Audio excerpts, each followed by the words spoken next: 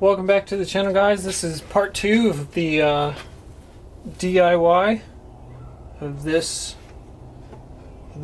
current project. And so the part that I didn't show you previously was a 6-foot braided, stainless steel braided hose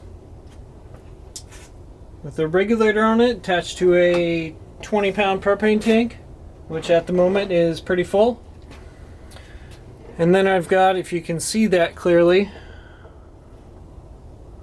let's get it to focus here. There we go. It's got the end of the braided hose, a brass connector, and then a galvanized adapter, and then the steel pipe. And I've got 4 quarter-inch holes, a little bit smaller than quarter-inch holes, drilled into it. Another side for air intake. And then if you can see, let's see, zoom out a little bit, focus there.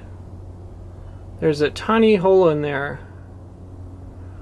And the way I did that was I actually took solder,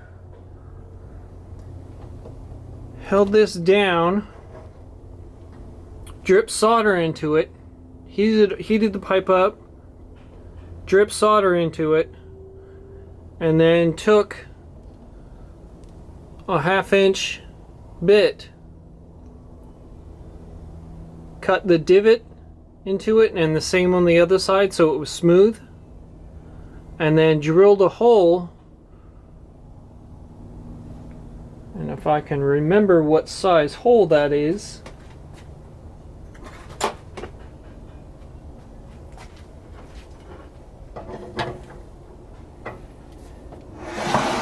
and then so that's half of the burner. The other half is already on the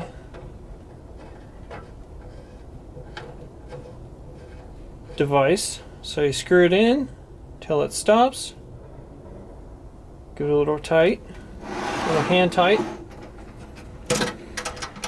and then open it up. Open the top tray. Got lava rocks. Get that at any hardware store, barbecue section.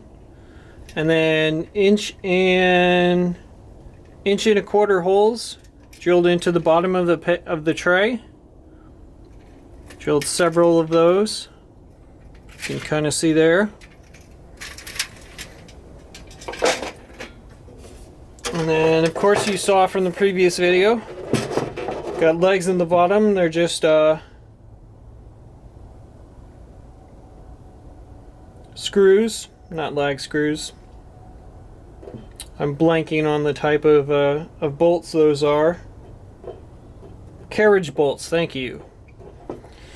Carriage bolts, put on with a nut on one side and then a washer because it's thin gauge steel. And then nuts on the other side. These are not lock nuts because with the heat, the nylon and the lock nuts would melt and kind of defeat the purpose. And then you got the burner, so it's just a 1/2-inch copper pipe closed off at the end, and drilled several holes along the way. Attached it, sandwiched, attached to another female fitting,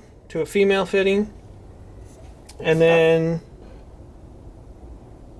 a washer, very large washer, probably a 2-inch washer, and then 2-inch washers on the other side, and another female fitting, and in between that there's one of these pipes, but it's an inch-long pipe. And that's it, and it seems to work out pretty well. Flames aren't too big.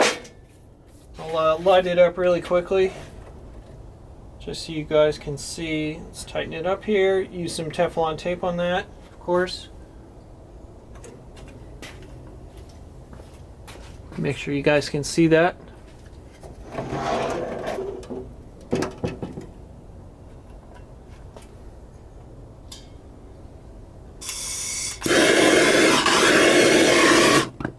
And there we go.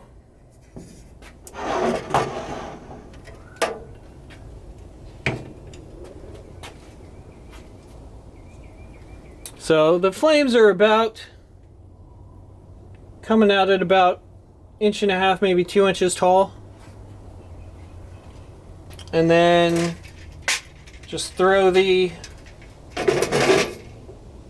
tray in, and the rocks will heat up and disperse the heat. And there you go. And it seems to work out. Though I haven't tested it and I haven't taken it out on the trail yet, so we'll have to thinking about maybe taking it out this weekend, because I'm sure the fire danger has increased out here in Southern California with the dry, hot weather we've been having the past several days, and will continue through Sunday. So yeah, that's my version. If I didn't explain it before, that's what you do when you have fire restrictions and you can't have a wood burning fire. There you go. Of course you can buy your own portable propane stove or propane fire rings, but me being the DIYer, I thought to make it myself. I've seen other YouTubers do it with ammo boxes, and that's originally what I checked and what I looked at, but it was a little small and didn't seem like it would, just didn't want to mess up an ammo box